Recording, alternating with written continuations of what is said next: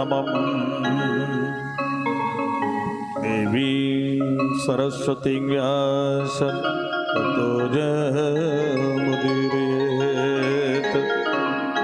ॐ अखण्डमण्डलाकारं व्याप्तं येन चराचरं तत्पदं दर्शितं येन तस्मै श्रीगुरुवे नमः। ॐ गुरुर्ब्रह्मा गुरुर्विष्णु गुरुर्देव महेश्वरः गुरुर्साक्षात् परं ब्रह्म तस्मै श्रीगुरुवे नमः। तस्मै श्रीगुरुवे नमः। तस्मै श्रीगुरुवे नमः। ओंकार निर्विकारं शंभो कैलाशवाले रक्षा करो हमारी दादाजी धूनी भाले। शंभो कैलाशवाले रक्षा हमारी दादाजी धूनी भाले। ओंकार निर्विकारं शंभो कैलाश वाले रक्षा करो हमारी दादाजी धूनी वाले। शंभो कैलाश वाले रक्षा हमारी दादाजी धूनी वाले।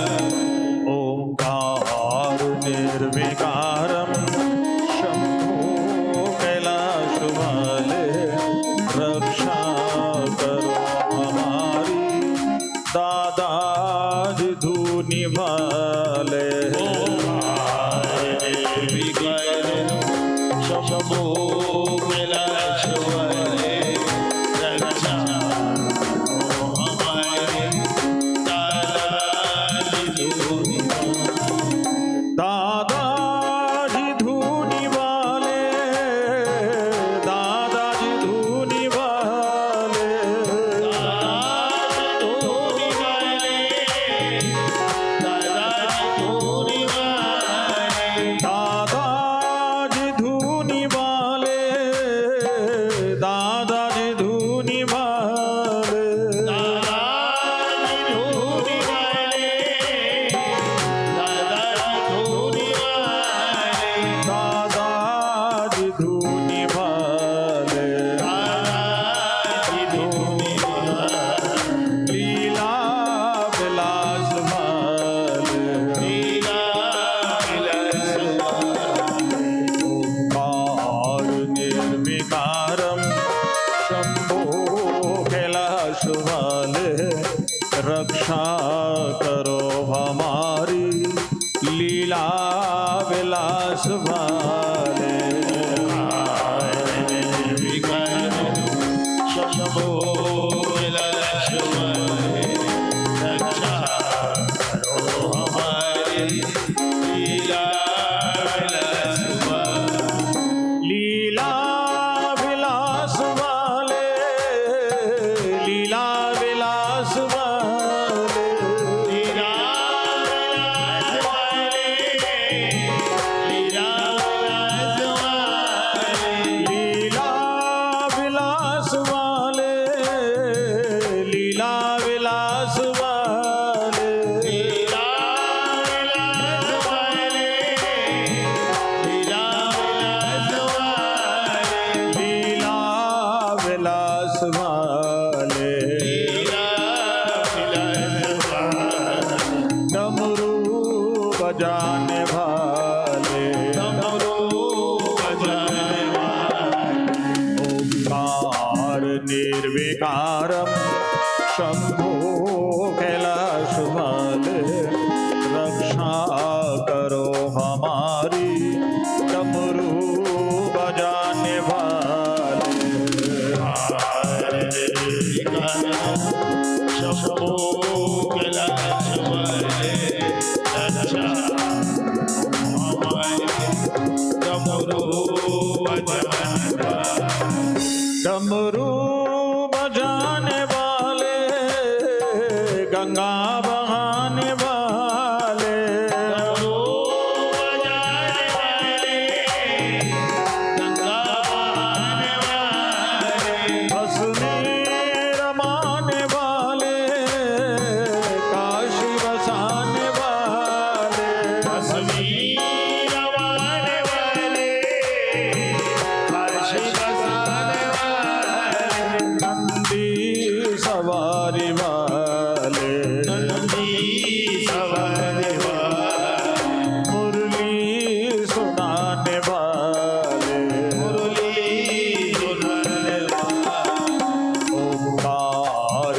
निर्विकारं शंभो कैलाश वाले रक्षा करो हमारी मुरली सुनाने वाले। शंभो कैलाश वाले रक्षा मुरली सुनाने मुरली सुनाने वाले गीता सिखाने वाले मुरली सुनाने वाले गीता सिखाने वाले गिरवर उठाने वाले भक्तों को चढ़ाने वाले गिरवर उठाने वाले भक्तों को चढ़ाने वाले माखन दिलाने वाले माखन दिलाने खुशियाँ बढ़ाने वाले खुशियाँ बढ़ाने वाले ओंकार निर्विकारं शंभो कैलाश वाले रक्षा करो हमारी खुशियाँ बढ़ाने वाले। शंभो कैलाश वाले खुशियाँ बढ़ाने वाले ओंकार निर्विकारं शंभो कैलाश वाले रक्षा करो हमारी श्री दादाजी धूनी वाले। शंभो कैलाश वाले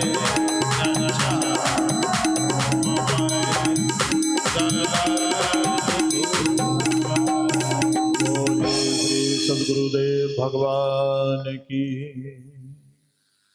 तो आप सुन रहे हैं भगवान श्री कृष्ण के विवाहों की कथा।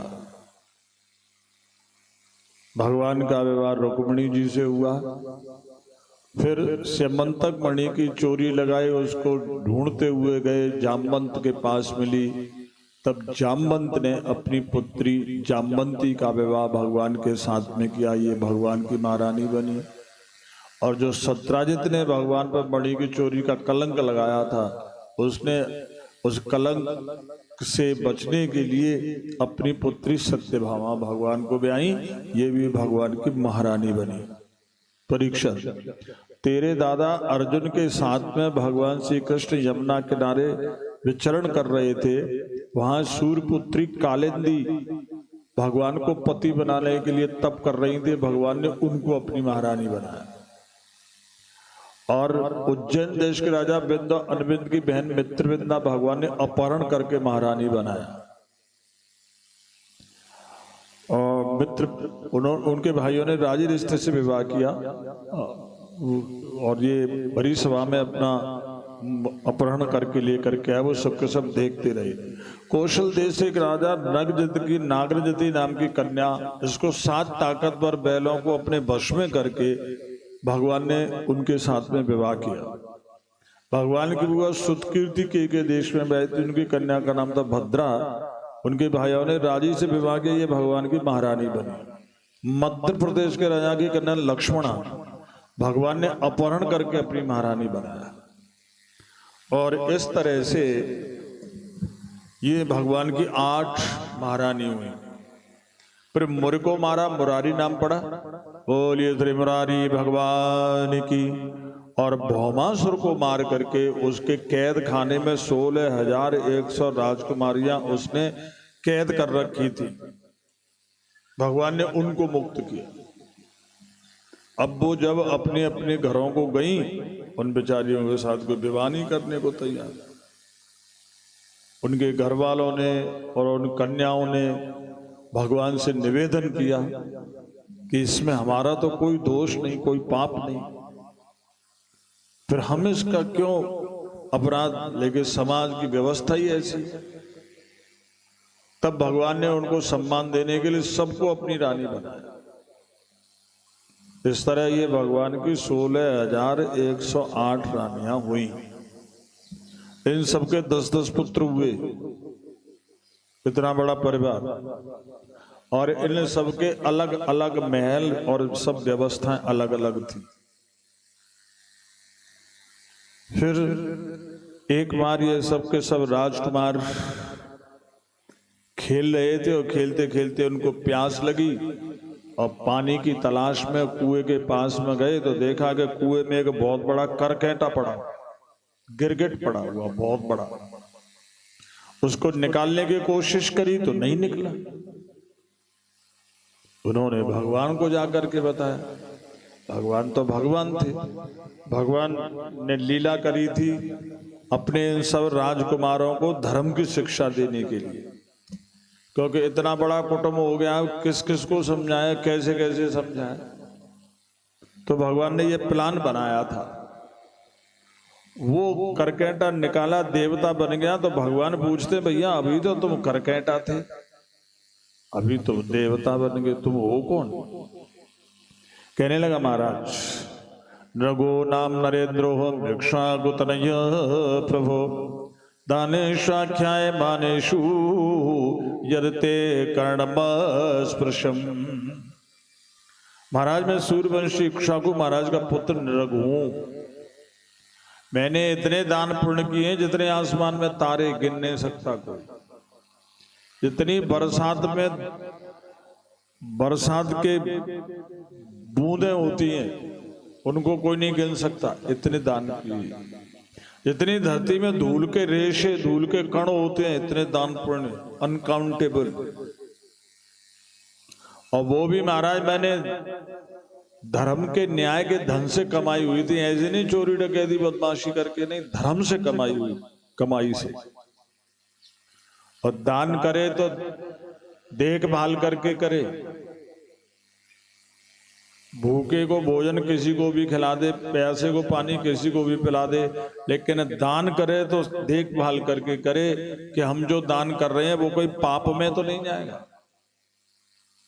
अगर वो दान पाप में गया तो तुम्हें फिर पाप मिलेगा। इसलिए महाराज मैंने जो दान किए वो सबके सब धर्मात्मा थे, सबके सब सदाचारी थे, चरित्रहीन नहीं थे, उनमें कोई भी अधर्म की गंदी लत नहीं थी। सदाचारी थे, विद्वान थे, धर्मात्मा थे और गरीब और थे। एक बार क्या हुआ कि एक अप्रतिग्रही ब्राह्मण महाराज उनकी गाय बिछुड़ करके मेरी गायों के झुंड में मिल गई, उसका दान हो गया। अब जिसको दान हुआ वो ब्राह्मण गाय को ले गए और जिसकी गाय थी वो ढूंढ रहे थे। दोनों का एक दूसरे से क्रॉस हो गया। जिनकी गाय थी उन्होंने कहा, क्यों भाई ये गाय कहां ले जा रहा है, ये तो गाय मेरी है, गाय का चोर है तू। उन्हें ब्राह्मण ने कहा, भाई मैं चोर नहीं है, मुझे तो राजा ने दी। अब दोनों में विवाद हुआ, मेरे पास आए। मैंने दोनों ब्राह्मणों से हाथ जोड़ करके कहा कि महाराज गलती से ये गाय आपको दान हो गई है, गलती से ये आपकी गाय हमारी गाय में मिल गई, हमारा तो दोष है नहीं। तो मैं जो इस गाय को छोड़ेगा उसको 1 लाख गाय इनाम में दूंगा।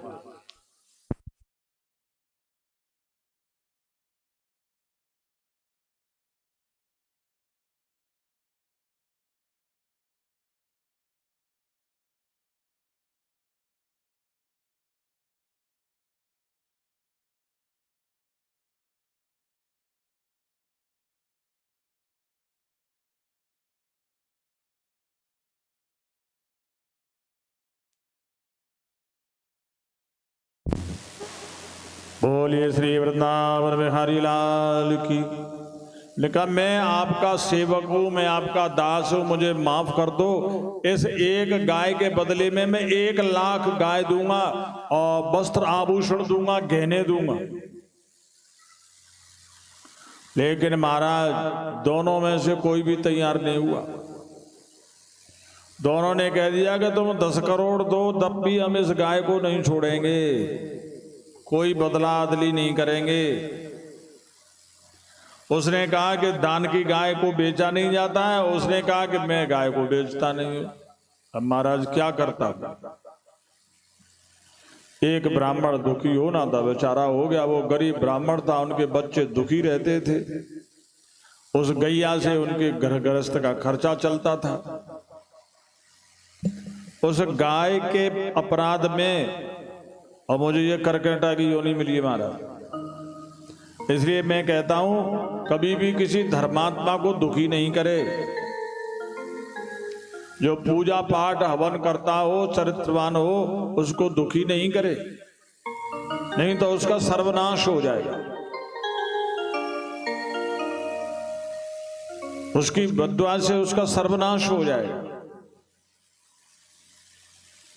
और अगर किसी ने ऐसे धर्मात्मा को खुश किया है, ऐसे धर्मात्मा की दुआ ली है, तो उसके घर ने चाहे हलाहल जहर पी लिया हो महाराज, कुछ नहीं होगा। ना हम हाला हलम मन्ने विषम यस प्रतिक्रिया। धर्मात्मा की दुआ से हलाहल जहर भी कोई नुकसान नहीं कर पाता, और धर्मात्मा की बद्दुआ से अमृत पिया हुआ रावण की नाभि में अमृत कुंडता, महाराज सर्वनाश हो गया उसका, धर्मात्माओं की बद्दुआ से।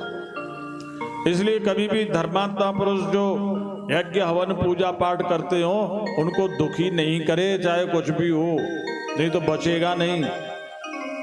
उनको प्रसन्न करेगा, उनकी दुआ ले, उसका कुछ बिगड़ेगा। देत लेत मन संकन कर,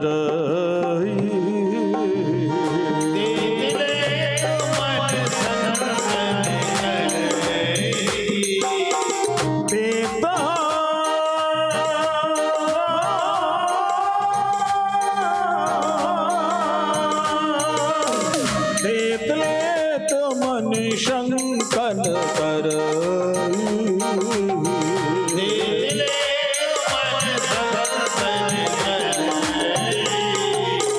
बल अनुमान सदा हित कर,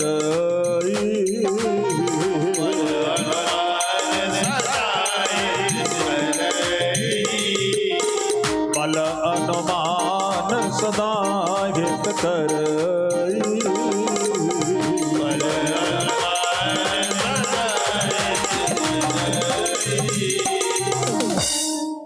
तो जो पूजा पाठ हवन करते हैं, चरित्रवान हैं, उनकी कैसे भी करके दुआ मिले, ऐसे काम करे, ऐसी सेवा करे, उनको किसी भी तरह से नाराज या दुखी नहीं करे, ऐसा काम नहीं करे जो उनको पसंद नहीं हो, नहीं तो सर्वनाश हो जाता है। चाहे कितना ही प्रकांड पंडित हो, चाहे अमृत कुंड नाभि में क्यों नहीं भरा।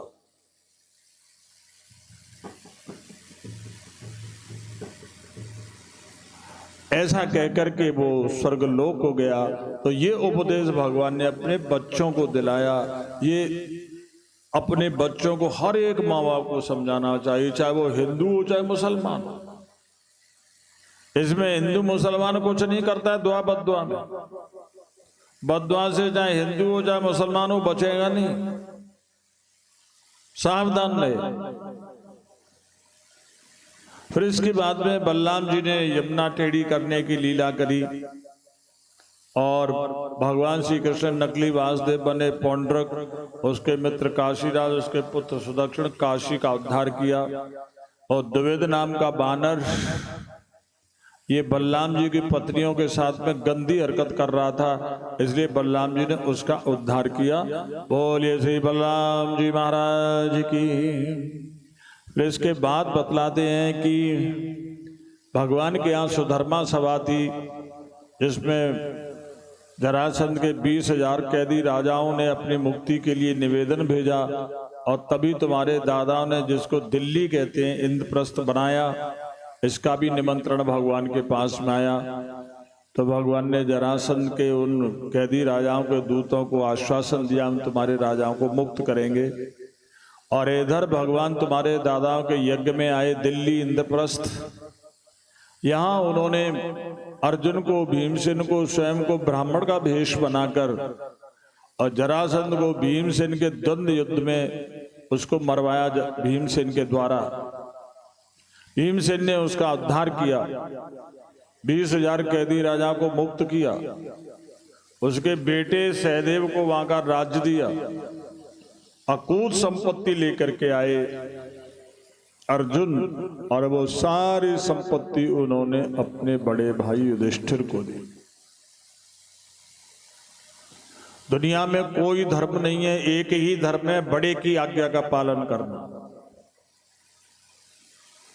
जैसे दुनिया में सबसे बड़ा भगवान है तो भगवान को प्रसन्न करना ये धर्म है।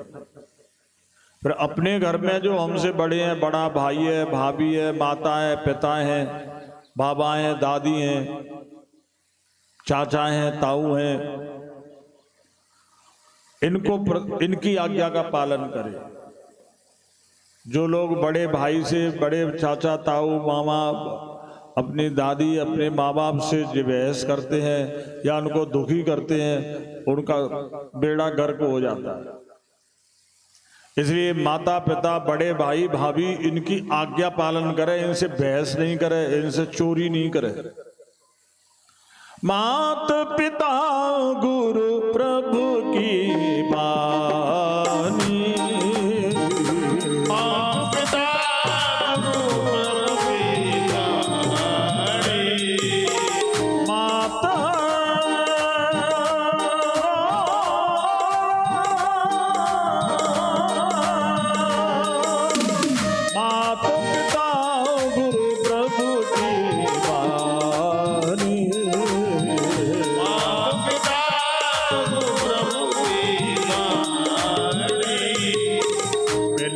विचार करियो शुभ जानी, विचार करिए शुभ जानी, मिलेंगे विचार करियो शुभ जानी,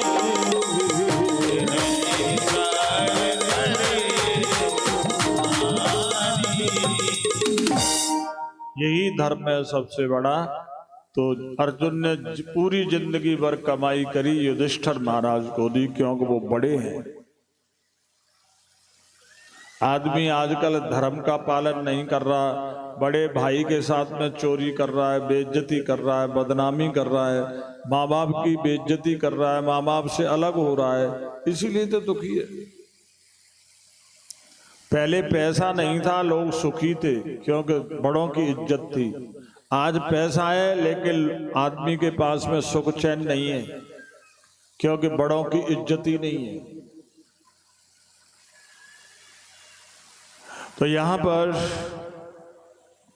तुम्हारे दादाओं ने बहुत सुंदर यज्ञ भवन, टाउन हॉल, सभा भवन बनाया था, मैं आसुर से बनवाया था।